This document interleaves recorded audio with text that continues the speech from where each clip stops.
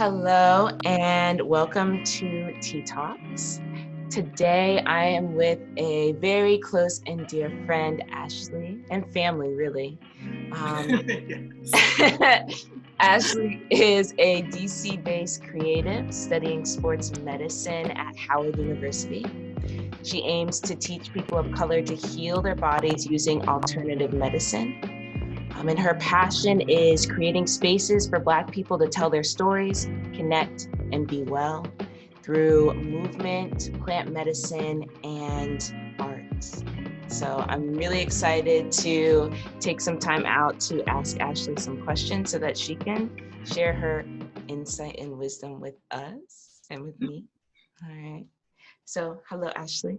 How you doing today? Let's just do a check-in. Like 3 words to describe how you're feeling right now.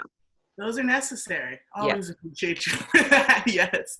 I am grateful. Like I said, I'm taking the day to just see how I feel. So I am, that to me is a blessing. To have the opportunity to do that is really great. And not to have any constraints on that process right now is really, really nice. I think it's just, I feel mindful. Definitely feel mindful and grateful. Of course, grateful for you and for you doing this. So much appreciation. Hey. Yeah, I was telling you earlier how I was saying like my ancestors told me not to rush anymore. And I really feel that. Like, I'm just like, why am I rushing? Like, if anything, I can't be rushing anymore. Like, I can't think clearly when I'm rushing, right? Like, I don't know if you ever experienced that. And it's like right now it feels like we need to be thinking as clearly as possible. I just feel like there's so much clarity and like stillness. So, like I think even when like my body's moving a lot, it's like constantly like require my mind to be like in a place of stillness if it can be. And just to really flush out the emotions. I think it's hard because there are a lot of emotions and like just getting like allowing them to just come out the way they need to and creating space for that's really important. So I mean like the rushing right now is not happening.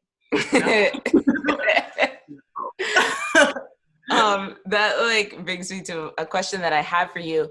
Like, what kind of personal practices are you taking to like take care of yourself during this time? Because it's crazy out here. Like it's I think when the quarantine started, I was very, very strict about following a routine of some sort. And I think I had like very strict, like, this is what needs to be done by the end of this. I know I was talking to you about like deadlines. I'm such a Virgo. I was talking to you about deadlines, how I need to know when life is going to be normal, what the normal is going to look like. And that is how I'm going to operate. Like, that's how I'm going to set my goals. And I realized that just wasn't working.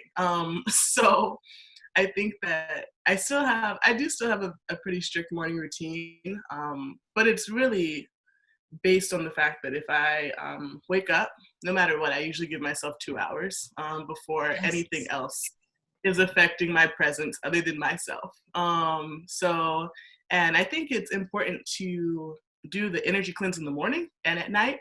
So when I wake up, I just, really put my feet on the ground. And if it takes me a while to do that, that's also okay. I usually, I try not, especially within the past like few weeks, I have tried not to really check my phone until those 2 hours are up. Yes. And I'm really just getting to know myself better. I think that's, to me, is the ultimate form of self-care for me right now. So whether that's through journaling, whether it's sitting with the uncomfortable emotions, whether they were felt by Ventus last week or before then, sitting with those and hanging out with them and being like, okay, like this is how I feel, and that's okay. Right. And bringing love to that space, I think, has really been important for me. Thank you for sharing that. I kind of want to unpack, because this is not the first time that has shown up like in my awareness or someone saying it about like sitting with emotions. And I feel like it can sometimes feel like very abstract. Like it's like, well, what does it look like to sit with feelings, and like how, if not avoidance, how are we interacting with them? You know what I mean?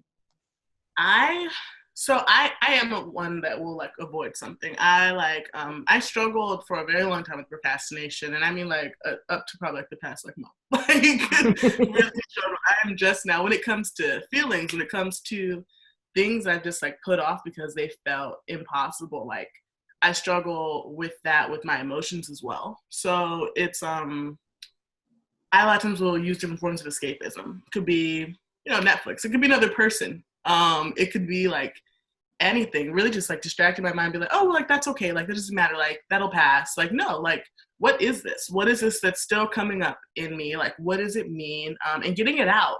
So whether that means, movement in some way, like whether that means like journaling, and just figuring it out. I think a lot of times at least I used to think that the clarity existed somewhere else. You know what I mean? Like, or like I had to like go and try to find it to unpack the feelings. But I'm realizing that like taking the time and just really, really being okay with whatever comes out and not meeting it with shame because it's still a part of you. It's part of you that still deserves love has been the way that I am holding space for the emotions and just sitting with them. I really do call it sitting with them. Because that's really what it's like, like I feel this way and I'm not going to let it go. Like, where is that coming from? I'm like a big fan of like doing like figuring out like scans of the body and like figuring out, okay, like I really, really feel tight and it feels impossible to relax and like what's going on. And that to me is a way of allowing space for that emotion to come out and not being afraid of it, not being afraid. Yes. So I'm hearing you say that like in order to create space for your emotions, you're looking at them not from a place of judgment or shame, because I think that is a big part of it. When an uncomfortable emotion shows up, it's just like, why are you feeling that way? You shouldn't feel that, like it's just like all these words to like trying to push it away. And so instead you're kind of just trying to be like, oh, I'm feeling this way, like without that judgment. Yeah. Okay. And just a feeling that is what it is, that it is a feeling. And I think like sometimes, especially like struggling with anxiety, I think a lot of times it feels like the feeling consumes you sometimes. And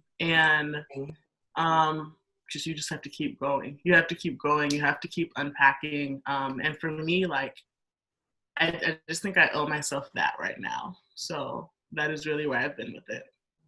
Yes. Yeah. Okay. I love that. And I'm also wondering if you find, because I find definitely in trying to do that work that like rest becomes even more important.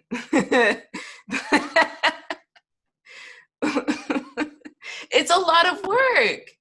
It's a lot. It's a lot. Sometimes I'll just think about something, I'll get tired. I'll be like, oh, I must take a nap. Yeah. But like, yeah, but I think I allow myself to be like, okay, like I needed this sleep. That's what's gonna happen right now. And right now, like I'm not working. So I'm realizing that it's like a place where I am it's almost like a privilege to have the space to just sit there and be like, I do need this rest. Because in my normal life, like, I mean, like, I feel like we're usually going from like point A to point B. And it's like, I might have time for a breath every once in a while. And that's, to me, I'm realizing I need a new normal. That's not working for me. So I must rest. I feel it's not even an option anymore. Like, I need to sleep. Like, I need, that to me, it just feels like there's so many open files when I don't get that rest, And so like, right. It's just necessary. It really is. And that is work. That's work in itself. Like just like unpacking those feelings and letting them come and be and not running from them. Because you're like, at that point, you're like rewiring the brain. The brain is used to like staying in that space, right? So like, it's like you're just doing a lot of work. You really are. So I think, yeah, take the rest as if you were preparing for a marathon. That's really how I feel. Because that's, I mean, like that is it. That level of exhaustion is real. It is real, and it's hard. It's sometimes hard to explain to people, but it's just real. Yeah, and it also kind of makes me think, because I want to move into just like, what does your type of activism look like? right now. And it like makes me think about like part of like activism is doing that same work of like facing the uncomfortable shit that we're like all in. Yes. And then there also has to be that rest element. Like we also need that in movements as well. And like, how does that play into Yeah. place? But anyway, so I'm curious. I would say that my level of activism is probably there are people in my life, my sister being one, I think that I see do a lot of work in educating the community. And there are people, that this is their life's work, is to educate people. They have studied just what it means to be Black, and they've studied Black history. They have studied the words to be able to put like to certain things, to certain microaggressions, like that we have to be taught just to show up as Black people. And so for me right now, I think I'm providing space for people like that to flush out those emotions. I think I'm providing that space. I think I am reinforcing the self-care in that space, and also choosing, sometimes waking up and choosing joy is a big place of activism for me. And I try my best, to stay educated. I try my best to give people the information and resources that I have access to. And that to me right now is my biggest form of activism. I've been like, I've done the protesting in the past. I am terrified. I'm not even gonna like pretend, like I am so scared. Like I was talking to my sister and I'm like, I want to go to protest like tomorrow, and I was like, but I also kind of want to go see my dad who's 70. So it's like, can I go see my father after I've been around all of these people still in the middle of a pandemic. Right.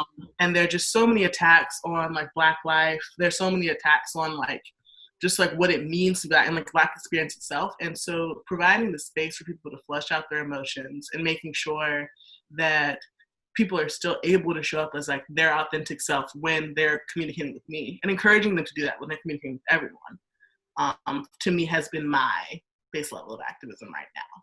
Yeah. I mean, I think that you bring up some really great points, because I've been having those thoughts too, where it's like, yes, obviously, like I want to stand for, there's multiple causes, but at least like the liberty of Black people, but also to go to a protest in a Black body is more dangerous.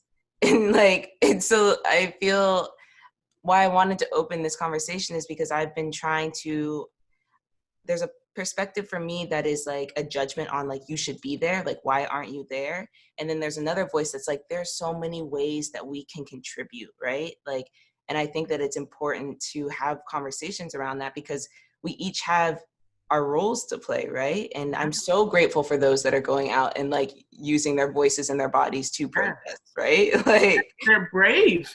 yeah. So brave. Like it is just like it. That is. I mean, it's crazy. It's like I think like it's so brave, and for you to take a stand that way, and like like they know it's still a pandemic. You know what I mean? Like they know, like, and it's a pandemic mostly affecting and killing Black people, and they're still putting their lives at risk to make sure that people are aware, to make sure that people know that we're pissed, and to express their outrage. And sometimes I think a form of protest is gonna be a nice release as well, like just in general, like just like I get it, So, and I mean, like the idea of like being surrounded by Black people right now sounds lovely to me. You know what I mean? Yeah. So it's just like I find so much grounding in that, like the idea of that.